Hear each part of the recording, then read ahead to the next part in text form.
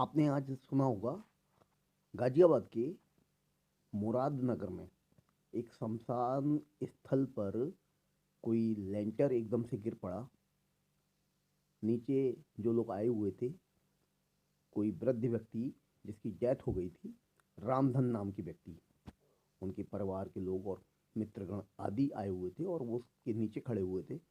उनमें से अचानक से वो लेंटर गिरता है। 18 लोग ऑन द स्पॉट मारे जाते हैं और बाद में 5 और लोगों की मौत हो जाती है। सुनकर बहुत दुख होता है और बड़ी वेदना होती है। और ये करप्शन का जो दानव है, इसका आकार, इसका रूप बहुत बड़ा होता जा रहा है। जाहिर है इसमें एक नहीं कई लोग जिम्मेदार होंगे, चाहे वो ठेकेदार हों, इंजीनियर हों या और कोई इस तरह के लोग जिन्होंने रेत की इमारत खड़ी कर दी बिना ये सोचे समझे कि कल को ये गिर सकती है तो इसके परिणाम क्या होंगे। उत्तर प्रदेश के मुख्यमंत्री आदरणीय योगी आदित्यनाथ जी ने मृतकों को 2-2 लाख रुपए की आर्थिक सहायता दी है और भी जो सहायता वो कर सकते हैं वो करेंगे। हमारी सरकारें आखिर क्या करें जब हमारे देश के कुछ लोग या ज़्यादा लोग जितने भी हैं, जो भ्रष्ट लोग हैं, उनके बारे में क्या कहा जाए। बस एक ही मन में बात आती है कि क्या उन्होंने ये जाना है, पता है उन्हें कि कफन में जेब नहीं होती। आप कितना रुपया इकट्ठा करेंगे इन भ्रष्ट तरीकों से और क्या मरते समय अपने साथ रुपया ले जाएंगे। मैंने ये तो सुना था कि लोग पैसा इकट्ठा करते हैं, स्विस बैंकों में जमा करा देते हैं, विदेशी बैंकों में, कि हमारे फ्यूचर में काम आएगा, हमारे लिए, हमारे बच्चों के लिए। लेकिन ये बड़ी अजीब बात है, विडंबना है कि हमको ये पता है कि हम 70-80 साल, 90 साल, 100 साल, 100 साल से ज़्यादा जीवन बहुत कम लोग, रेयर केसेज आते हैं पेपर में भी, टीवी पर भी, कि 103 साल की वृद्धा का देहांत हुआ या 105 साल कोई जी गया। ये बहुत बड़ी बात है। तो लाइफ इज शॉर्ट, जीवन बहुत छोटा है।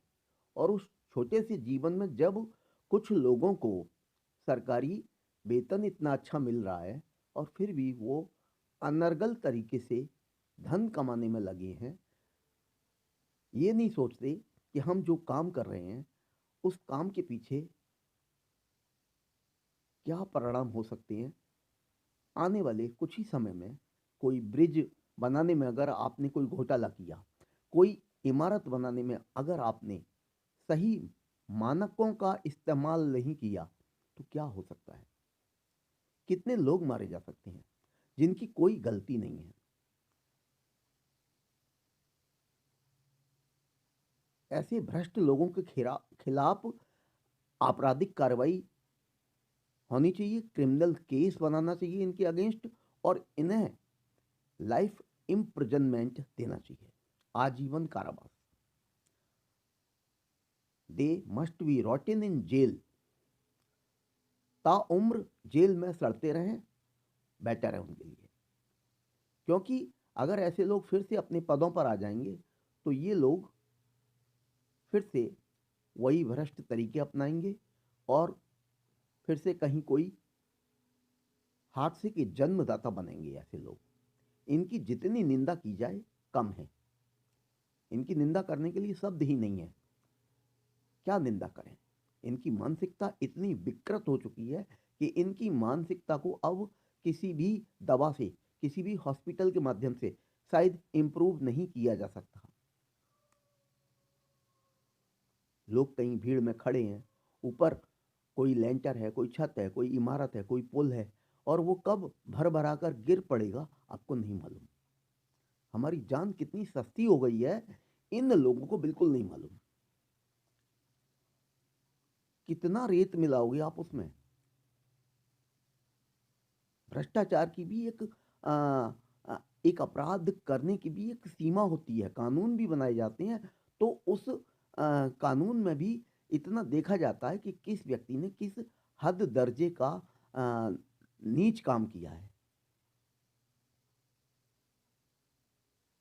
आप लोग जो भी भ्रष्ट लोग हैं, आपने अपना नाम तो कलंकित किया ही है, अपने पूर्वजों का नाम भी आप कलंकित कर रहे हो।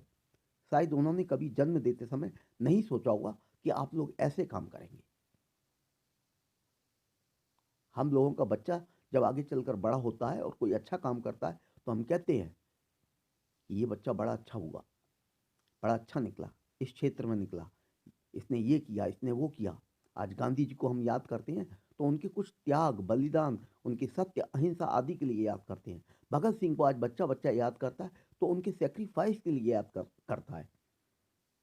चंद्रशेखर आजाद, कितने बड़े बड़े नाम, राम प्रसाद बिस्मिल, अब्दुल हमीद, अभी हाल में जिनका देहांत हुआ, एपीजे अब्दुल कलाम जी, जिनकी जितनी तारीफ की जाए कम है।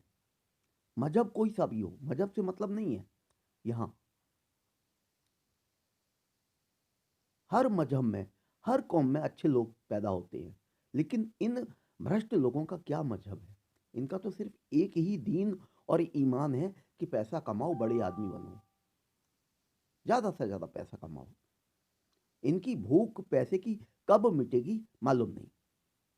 और कितनी बड़ी भूख है इनके पैसे के, भूख का मुंह शायद सुरसा के मुंह से भी बड़ा होगा।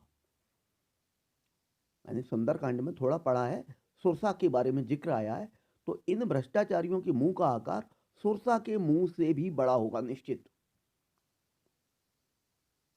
हद कर दिया आपने, आपको जरा भी शर्म नहीं है। आपको समाज में रहने का कोई हक नहीं। आपके लिए सिर्फ एक ही जगह है और वो है जेल, और जेल में आपको आजीवन सड़ना चाहिए मेरी समझ से। कुछ लोग आते हैं और उन्हें ये नहीं पता होता कि हम जिस रामधन व्यक्ति का अंतिम संस्कार करने जा रहे हैं उसका जवान बेटा भी आज ही मारा जाएगा। कितनी बड़ी शर्म की बात है। आज ही बाप का संस्कार होना है और आज ही बेटे का संस्कार हुआ है या कल होगा। न्यूज में बताया गया है कि रामधन का बेटा भी, जवान बेटा, इस हादसे में मारा गया। आप नैतिक रूप से बहुत ज्यादा गिर चुके हो। आपको हम देख भी नहीं सकते और देखना पसंद भी नहीं करेंगे। भारत देश का विकास अगर नहीं हो पा रहा है ठीक से तो सिर्फ ऐसे भ्रष्टाचारियों की वजह से। और इन भ्रष्टाचारियों को अगर जेल में नहीं डाला गया तो भ्रष्टाचार कभी दूर नहीं हो पाएगा। लोग सबक नहीं लेंगे। एक बच्चे को भी टीचर जब मारता है, समझाता है, पीटता है या कोई भी पनिशमेंट देता है तब वो सबक लेता है। अगर उसकी गलतियों को इग्नोर हम करते रहेंगे तो वो कभी सबक नहीं लेगा। मेरा प्रशासन से विनम्र निवेदन है, आला अधिकारियों से निवेदन है, जितने भी राजनीति के लोग हैं, संबंधित विभाग के जो भी लोग हैं, उनसे निवेदन है कि इस हादसे की पूरी जांच हो और इसमें जो भी दोषी लोग हैं उन्हें कड़ी से कड़ी सजा दी जाए। मन बहुत व्यथित है और बहुत दुखी हूं मैं, तब ये वीडियो मैं आधी रात के बाद बना रहा हूं। थैंक यू दोस्तों। आप क्या सोचते हैं कमेंट करके मुझे बताइएगा। Thank you. Good night.